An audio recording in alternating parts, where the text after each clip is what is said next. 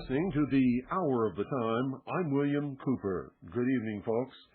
Tonight is one of those nights you better get pen and paper and pencil and something to snack on, and maybe a glass of water or tea or whatever it is that you like to drink while you listen to the Hour of the Time. You're going to want to take notes, and I'm going to give you some books that you're going to want to read as we continue on our quest, our little march toward Albion.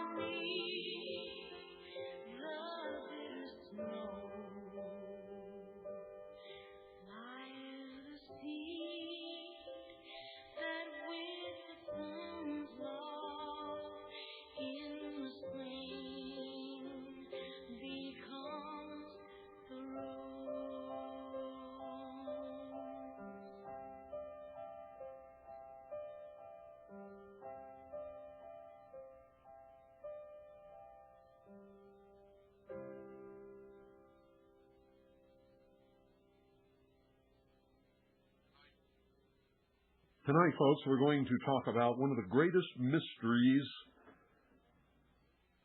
of the last century.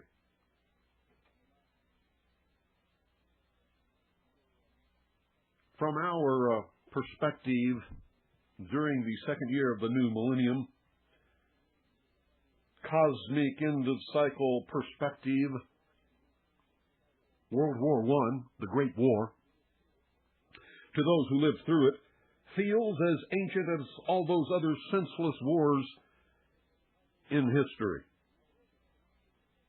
Our only connections with that conflict are faded, sepia-toned images of our ancestors killing each other for reasons vaguely understood, even to themselves.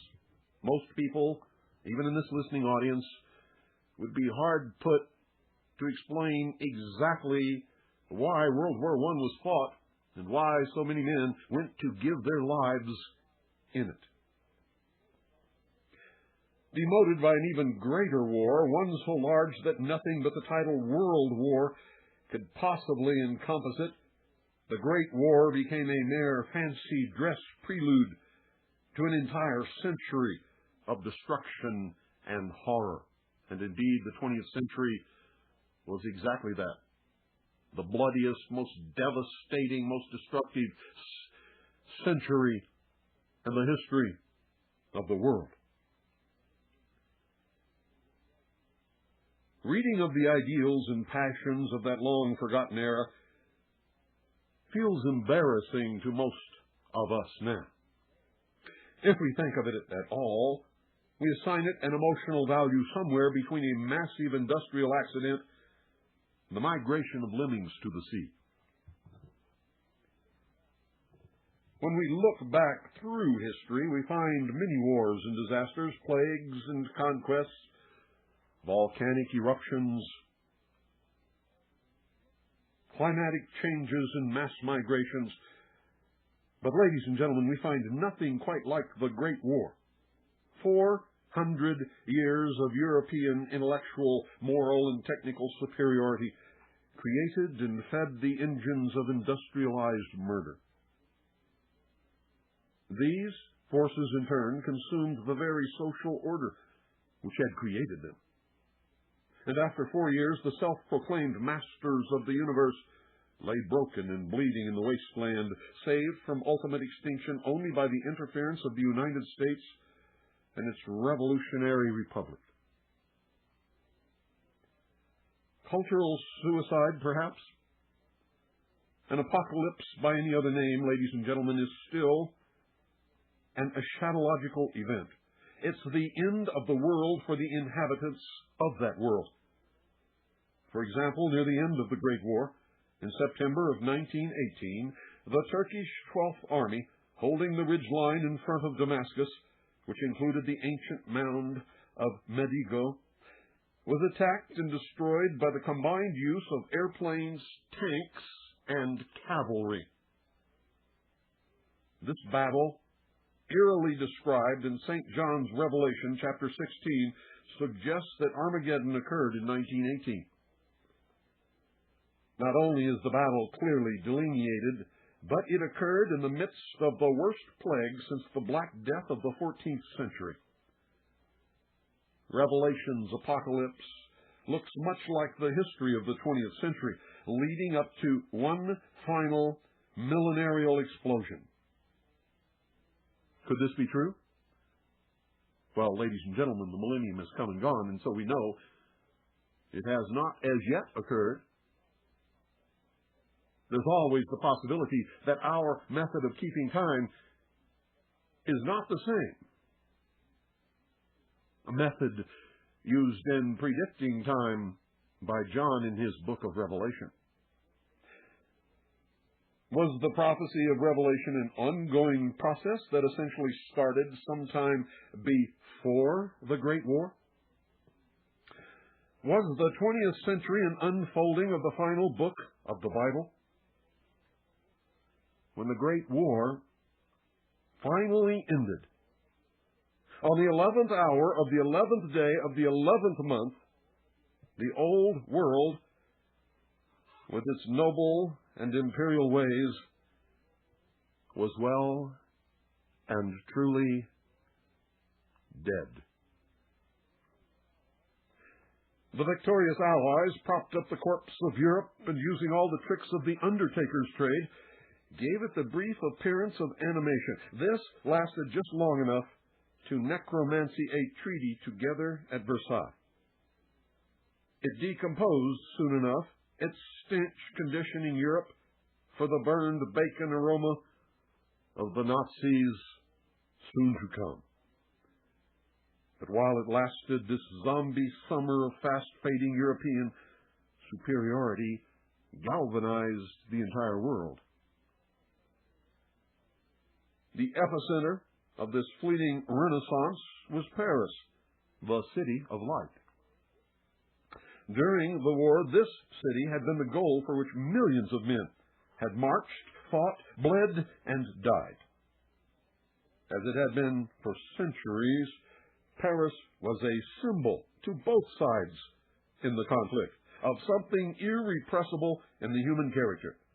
And after the war, it became a Mecca for all those who felt that the world must be changed somehow by the horror and sacrifice of the war, and that this change must mean something, say something, and do something.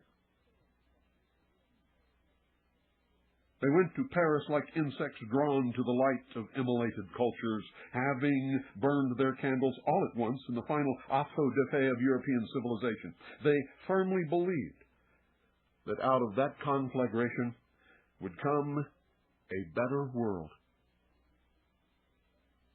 Same dreamers dreaming the same dream.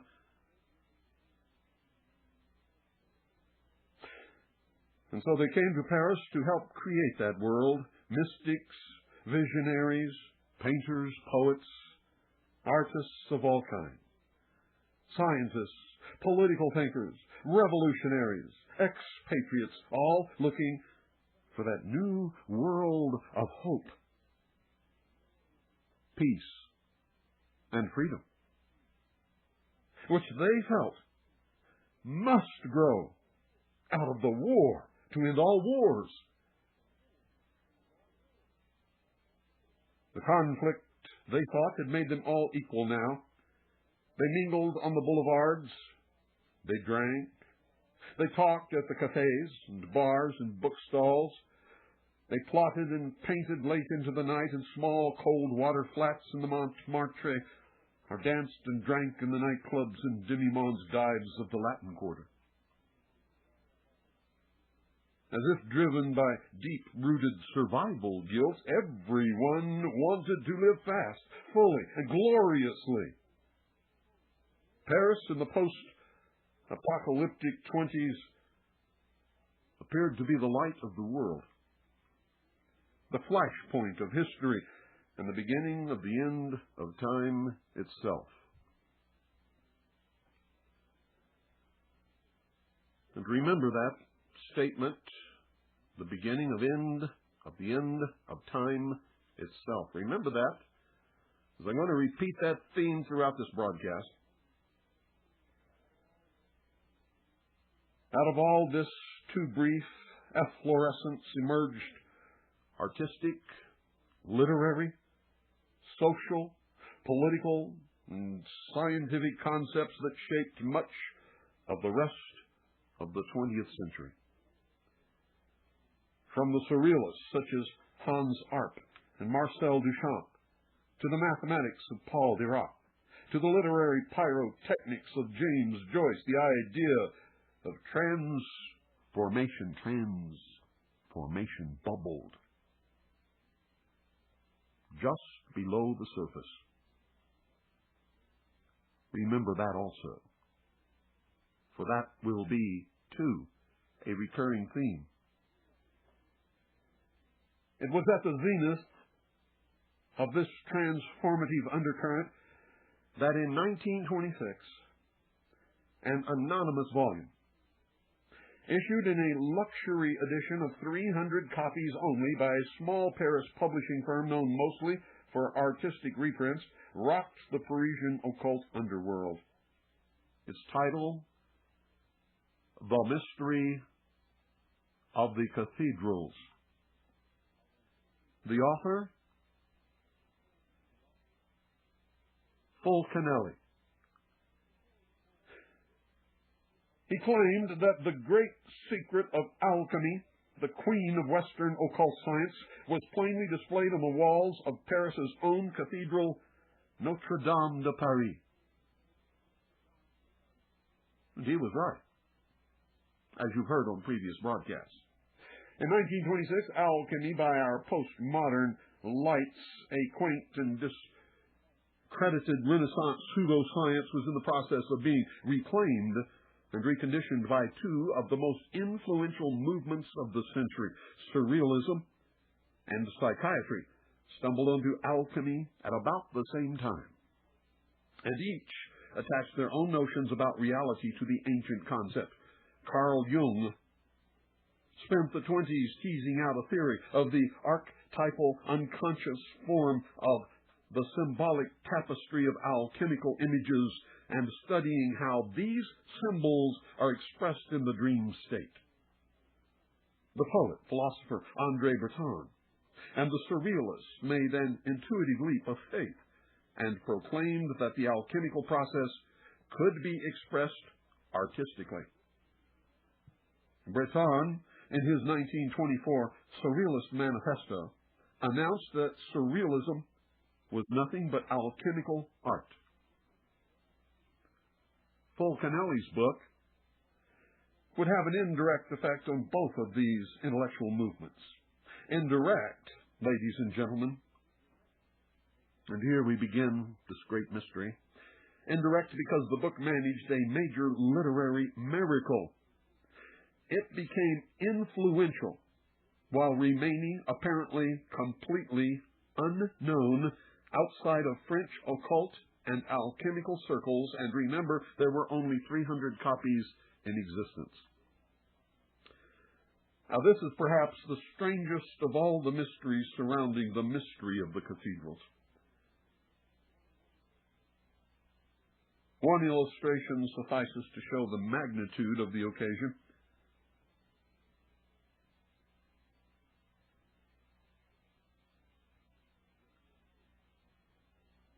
The occasion, ladies and gentlemen, being the occlusion, the hiding, the secreting of the source of all that was influenced.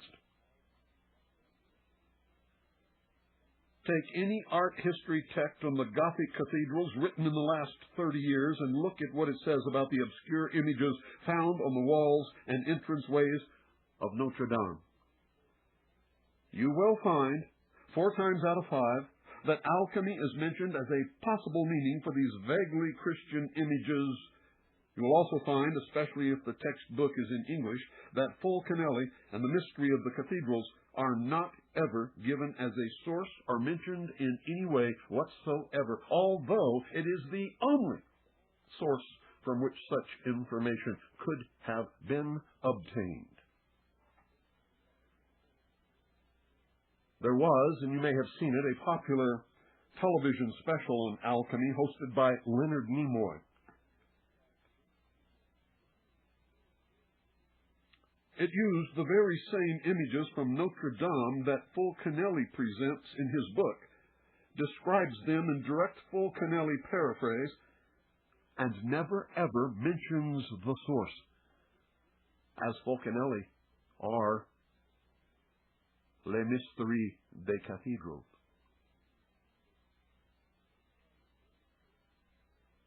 It's as if the concept entered common usage without ever being individually articulated. Do you believe that? Well, we may call this the dog that didn't bark in the night effect, like the dog that doesn't make a sound while the house is robbed. Fulcanelli's work is conspicuous by its absence. On the other hand, the book's widespread influence suggests an importance far beyond the antiquarian idea that the cathedrals were designed as alchemical texts. To understand the silence, it might be a good idea to try and understand Fulcanelli.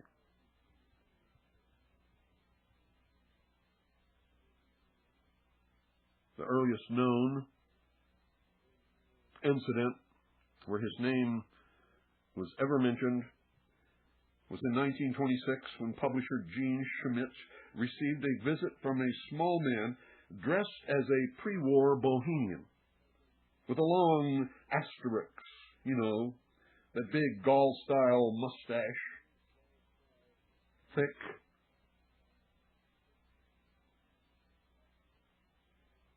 crossing the midline of the face above the lip, but not curled up or hanging down. The man wanted to talk about Gothic architecture, the green argot of its sculptural symbols, and how slang was a kind of punning code, which he called the language of the birds. A few weeks later, Mr. Schmidt introduced to him again as Jean in the French, Julien Champagne, the illustrator of a proposed book by a mysterious alchemist called simply Fulcanelli. Mr. Schmidt thought that all three, the visitor, the author, and the illustrator, were the same man, and perhaps they were. And this is the most credible Fulcanelli sighting. Beyond this, he exists as words on a page, and in some occult circles as a mythic, alchemical, immortal with the status or identity of a Saint Germain. There were two things that everyone agreed upon concerning Fulcanelli. One, he was definitely a mind to be reckoned with, and two, he was a true enigma. What seems to have happened is that Fulcanelli's student, a young occult upstart named Eugene Cancellier, offered the publisher the manuscript of The Mystery of the Cathedrals, or in French, Les Mysteries des Cathedrals. Schmidt bought it, and Cancellier wrote a preface for the book in which he stated that the author, his master Fulcanelli, had departed this realm. What he meant by realm, no one really knows. He then goes on to thank Julien Champagne, the man whom Schmidt thought was Fulcanelli, for the illustrations. Champagne, a minor symbolist artist and inventor far into an absinthe-fueled decline, had gathered around him a small entourage, including Cancellier. The talk always centered around alchemy when they met in the small cafes of the Montmartre. Champagne lived nearby in the Rue de Rochechouart, and his sixth-floor room in the crumbling Parisian tenement was often the scene of late-night symposiums on all sorts of occult subjects. Now, in this country, when I say occult, many people shiver and sort of cross their arms across their chest in fear. Occult simply means secret or hidden. It has no connotation of evil, unless, of course, it's used in an evil manner. It is simply hidden information.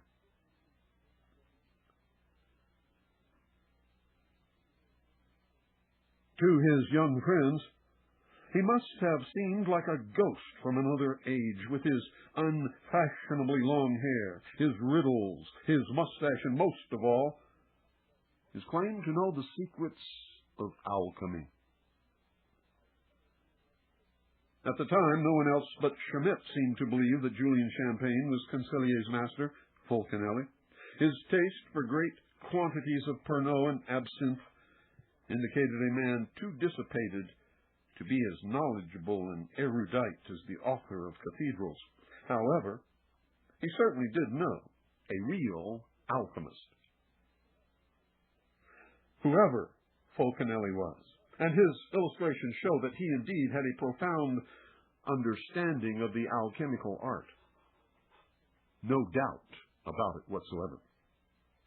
So we are left with the unsolvable mystery of the missing master alchemist, a man who does not seem to exist, and yet is recreated constantly in the imagination of every seeker who treads the path. A perfect foil for projection. We might even think it was all a joke, some kind of massive, elaborate hoax. except for the material itself. When one turns to mystery of the cathedrals, he finds a witty intelligence who seems quite sure of the nature and importance of his information. This Fulcanelli knows something and is trying to communicate his knowledge. Of this there can be no doubt. Fulcanelli's main point, the key to unraveling the mystery, lies in an understanding of what he calls the phonetic law of the spoken Kabbalah, or the language of the birds. This punning, multilingual wordplay can be used to reveal unusual and, according to Fulcanelli, meaningful associations between ideas.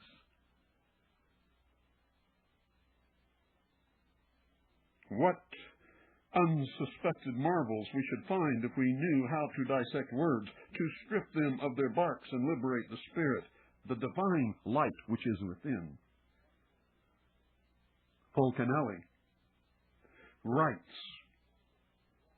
he claims that in our day this is the natural language of the outsiders, the outlaws and heretics at the fringes of society, and a secret communication method used by the adepts of all of the mysteries. And now I'm going to depart from Fulcanelli for just a few seconds, and I'm going to read you a quote from St. John chapter 1, verse 1 of the King James Bible. St. John chapter 1, verse 1. In the beginning was the Word, and the Word was with God, and the Word was God. There's more to language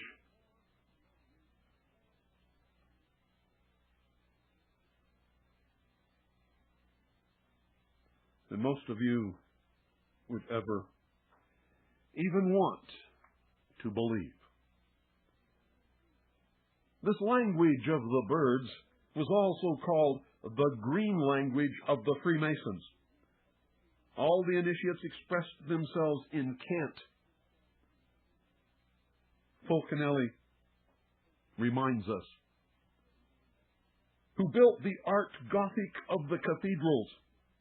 Ultimately, the art cot, or the art of light, is derived from the language of the birds, which seems to be a sort of earth language taught by both Jesus and the ancients.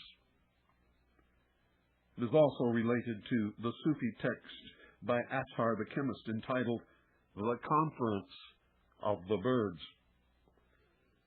In Détassé's French translation of this work, which Fulcanelli references, the conference of the title is translated as language.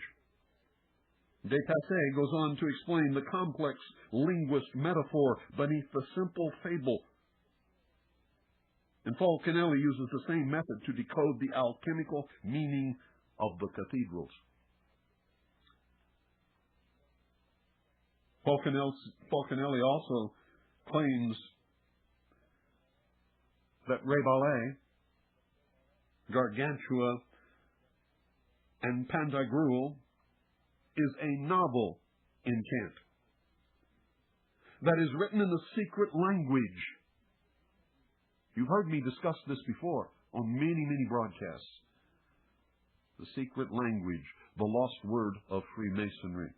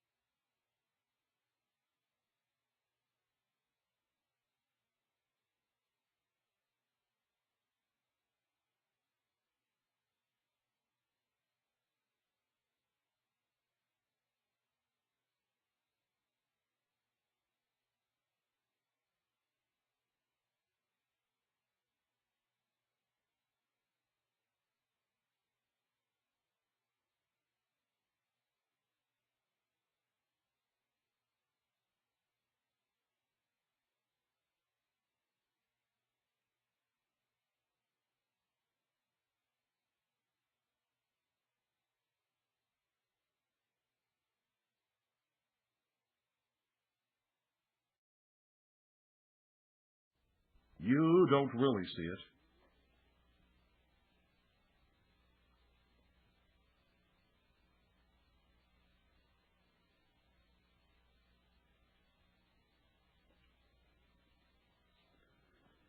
Offhandedly, he throws in Tiresias, the Greek seer who reveals to mortals the secrets of Olympus. Tiresias was taught the language of the birds by Athena, the goddess of wisdom. Just as casually, Fulcanelli mentions the similarity between Gothic and Goetic, suggesting that Gothic art is a magic art. From this, we see that Fulcanelli's message that there is a secret in the cathedrals, and that this secret was placed there by a group of initiates, of which Fulcanelli is obviously one. Depends upon an abundance of imagery and association which overpowers the intellect, lulling one into an intuitive state of acceptance. Fulcanelli, like Shakespeare, overwhelms the reader with his brilliance. It is so difficult to accept this man as anything but an incredible intelligence. I read The Mystery of the Cathedrals years ago. I recommend that you find the English version, buy it, read it. Be prepared to be overwhelmed, confounded, amazed, and gleeful, all at the same time. The author, once again, is simply Fulcanelli.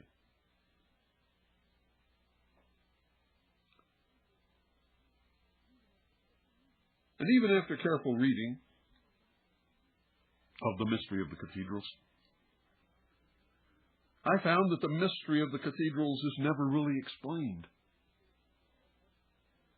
and that what one assumes to be the basic mystery of alchemy is only glancingly delineated. You see glimpses here and glimpses there, and shadows play across the mind.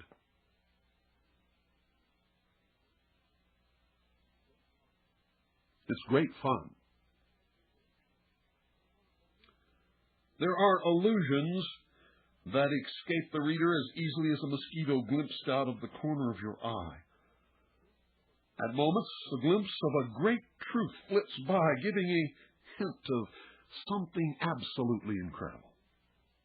And then, just like the mosquito, it's gone. Cathedrals feels more like a Japanese haiku poem, actually. One that is ephemeral and fleeting. Some people reading the mystery of the cathedrals become very frustrated. They start over, reading even more carefully, following the allusions and associations, trying to find and pin down the core of meaning that one senses is there somewhere, and it is there. But remember, you are the profane,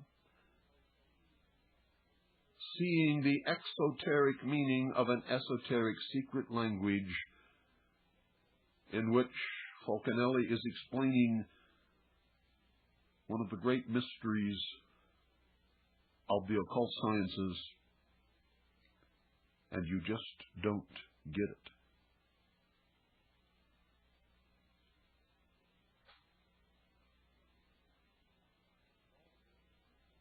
And all of this makes cathedrals an almost perfect surrealist text. And those of you who are enamored by surrealism, love surrealist art, like to read surrealist books, will love The Mystery of the Cathedrals.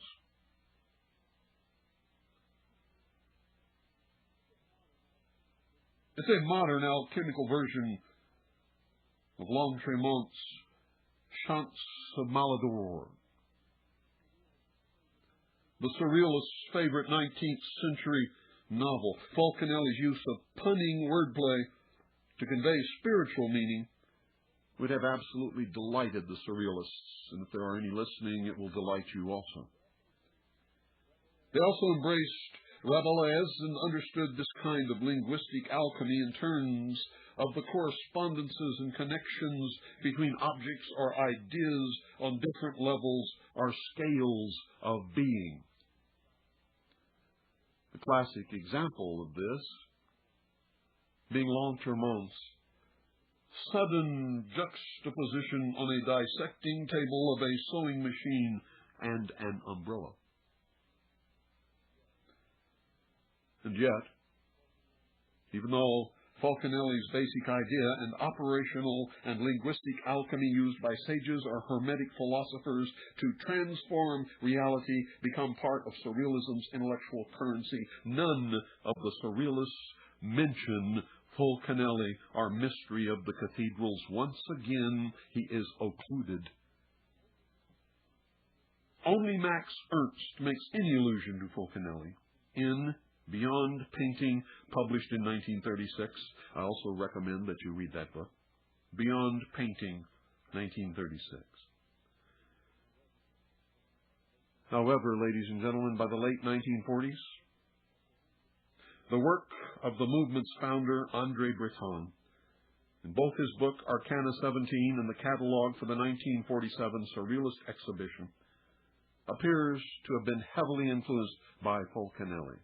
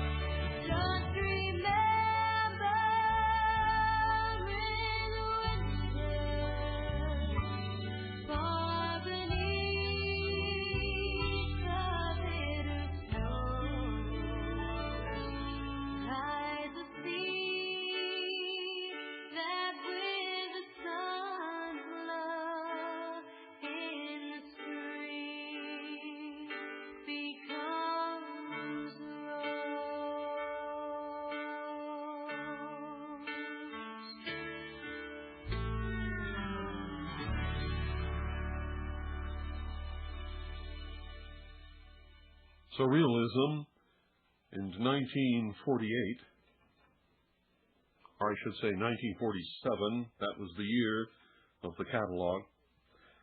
Surrealism in 1947, in fact, that's the name of the catalog. The Surrealist exhibition catalog is full of seemingly Fulcanelli-inspired articles such as Liberty of Language by Arpad Mezai. And this article explains the occult dialectic through linguistics. Let me say that again.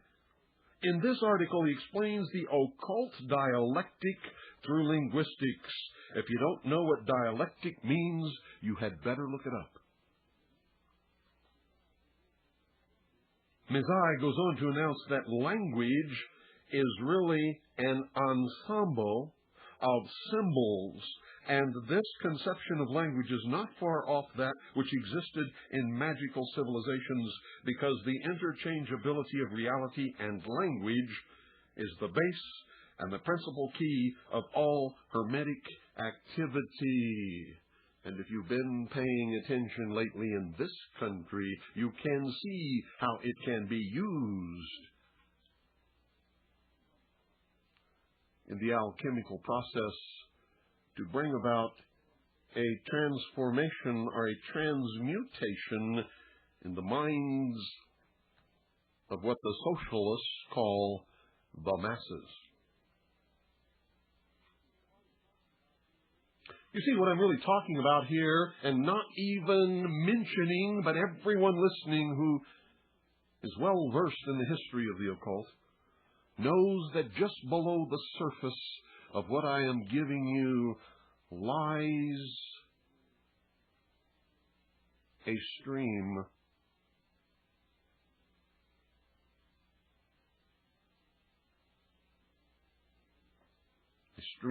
of knowledge is flowing from my lips through this microphone into the ears of those who understand, those who can hear. Everyone else doesn't hear the true message at all. They're listening to an entirely different story. Underneath all that I am telling you in this history is the manipulation of a secret order called the Fama Fraternitas Rosae Cruci, or the Rose and Cross, an order that is still very much active today and still practicing alchemy. Occult dialectic through linguistics. An ensemble of symbols. The key, the principal key of all Hermetic activity. As if to make the point even more pointed, Arpad Mezai and Marcel Jean contributed an article on the occult meaning of the Surrealist's favorite novel, The Chants of Maldoror. Their analysis of this novel could be applied just as fruitfully to the Mystery des Cathedrals. Indeed, following Mezai and Jean's advice by working backwards, listen to me carefully. By working backwards is a good roadmap for navigating Fulcanelli.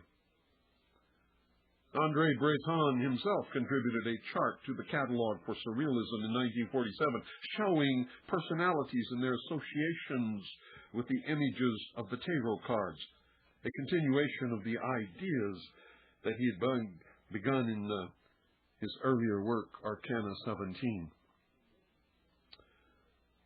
And ladies and gentlemen, while the tarot is not an obvious connection with Fulcanelli and the mystery of the cathedrals, as we will soon see, Breton's use of the tarot as alchemical metaphors suggests that he had read Fulcanelli even closer than most,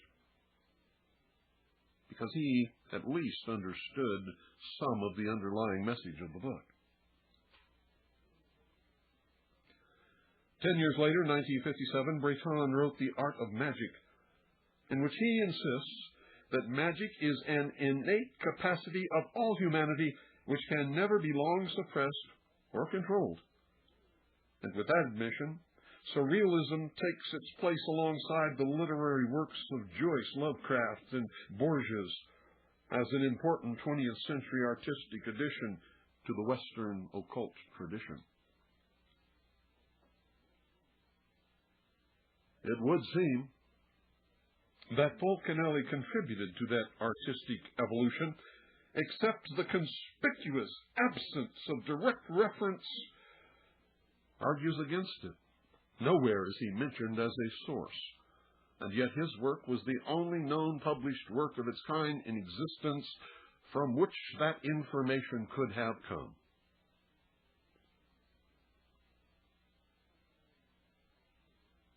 Fulcanelli's ideas seem to be present in surrealism from its inception, growing more prominent as the movement matured. And possibly one answer lies in the anonymity of Fulcanelli himself, since Fulcanelli, we believe, is a pseudonym. The surrealist may have absorbed his ideas from a common source, who may have been the real person behind the name.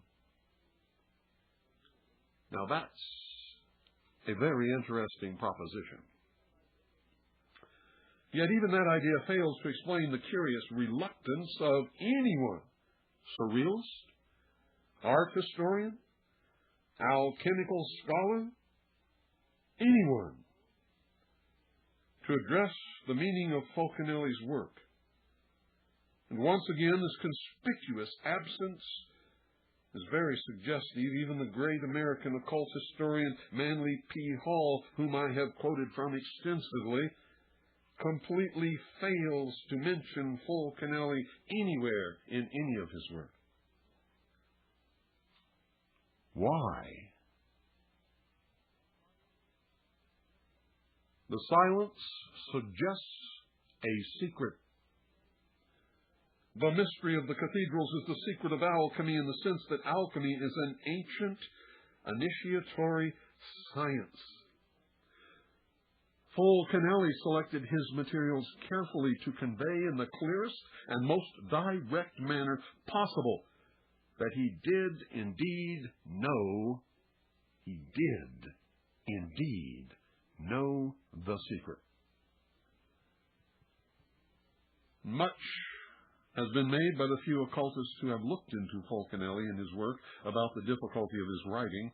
Threading a path through Fulcanelli's minefield of classical illusions is daunting to all but those who enjoy sampling ancient wisdom for its own sake. Without a key, without the knowledge, the text remains, reading after reading, for most incomprehensible. However, as in the Sufi story, the greatest treasure is hidden in plain sight, as I have told you repeatedly over and over on this broadcast. Fulcanelli slyly directs us with his comments on goetic, or magic art. The magic, the secret, is in the art. He tells you, and yet you don't see it. It's like the old story of St. George slaying the dragon. All allegorical, all metaphor. And everybody grows up and goes through life thinking St. George really slew a fire-breathing dragon, this big, great, giant dinosaur lizard. Killed him with his sword, his lance. And that's not what the story was about at all. The dragon represented the demonic nature, the animalistic desires, cravings, and temptations of the base metal, of the baseness in man. When St. George slew the dragon, he slew the evil within himself. He committed an alchemical act, changed the lead into gold.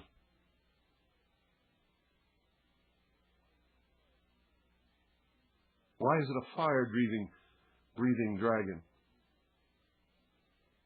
Remember, this is a saint of the Catholic Church that suppressed knowledge created the Dark Ages for hundreds of years. The Dark Ages was the suppression of knowledge, the suppression of freedom, the demand for conformity upon pain of torture and death or burning at the stake. The fire represented knowledge. How do you get knowledge of the base nature? You get it through experience. To have knowledge, you must first eat of the fruit of the tree of knowledge of good and evil. Are you beginning to understand what I'm trying to impart to you? That most people live, read, breathe in a fantasy world that does not exist, while all around them the truth is displayed brazenly for all to see, but most never, ever see.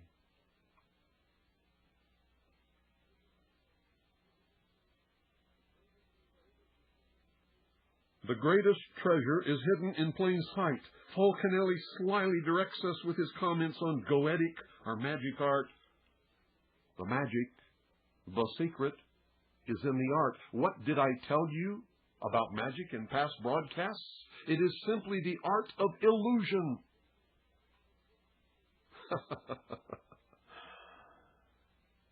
Oh, I can see people out there looking at each other.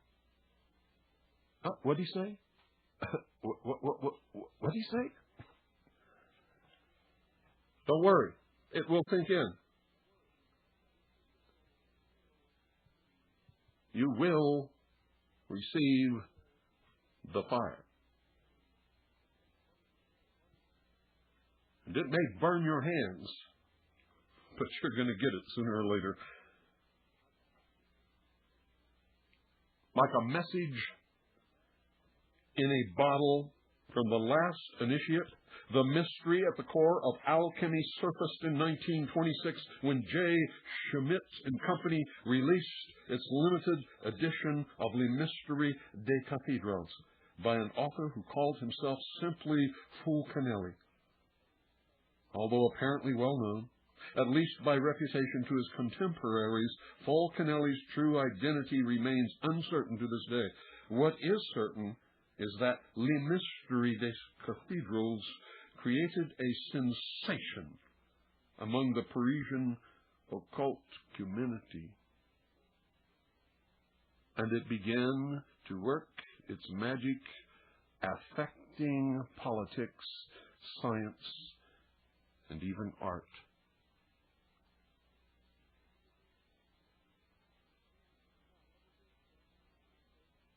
Without ever being sourced, with no recognition, with only 300 copies in print. That is a phenomenon that cannot be overlooked because it is on a magnitude of such great importance if it had that much influence.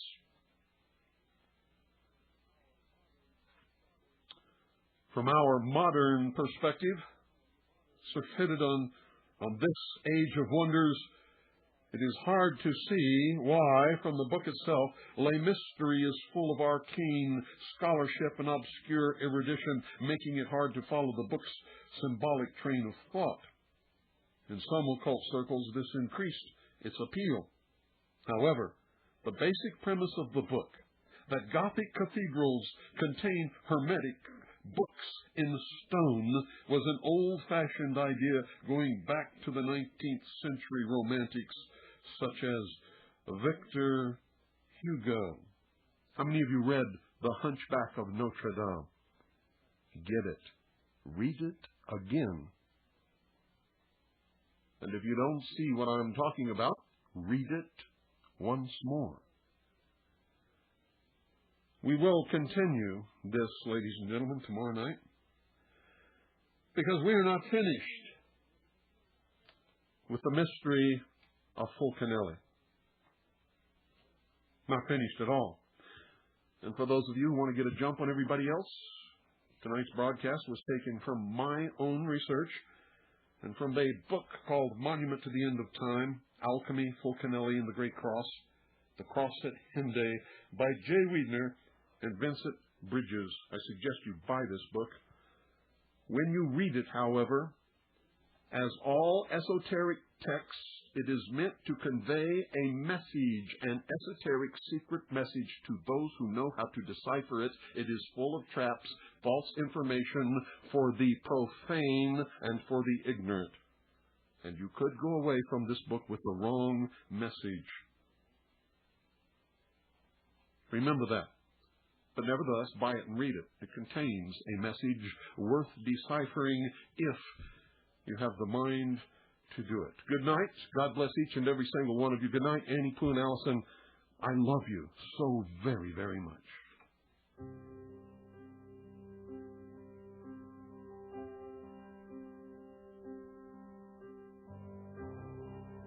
Remember, just beneath the surface of all of this is